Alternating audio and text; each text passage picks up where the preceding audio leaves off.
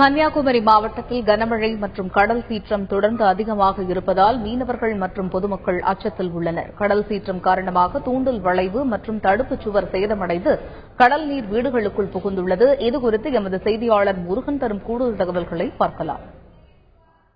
கன்னியாகுமரி மாவட்டத்தில் June, July, August மாதங்களில் எப்பவுமே கடல் சீற்றம் அதிகமாக இருக்கும்.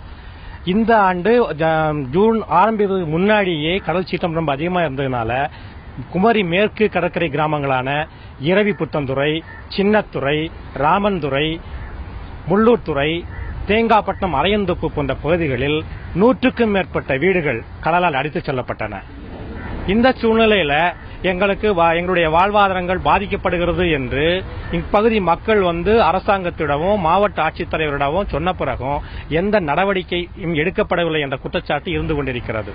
மேலும் சென்னை நகரத்திலே பட்டினப்பாக்கம் பகுதியிலே கடல் சீற்றம் ஏற்பட்ட போது அரசு இயந்திரங்கள், மீன்வளத்துறை அதிகாரிகள், அமைச்சர் உட்பட பலரும் சென்று பார்வையிட்டு அவர்களுக்கு தேவையான உதவிகளை செய்து வருகின்றார்கள்.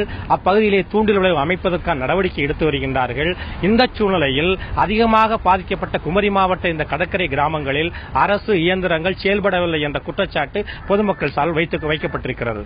ஜூன் மாதம் தொடக்கம் முதல் அதிபயங்கரமாக கடல் அலை மோதிக்கொண்டிருக்கிறது. அதன் காரணமாக 100க்கும் மேற்பட்ட வீடுகள் இழந்து பார்க்க இடமின்றி பள்ளிக்கூடங்களிலும் தெருக்களிலும் இரவோடு இரவாக ஓடிக்கொண்டிருக்கிறார்கள்.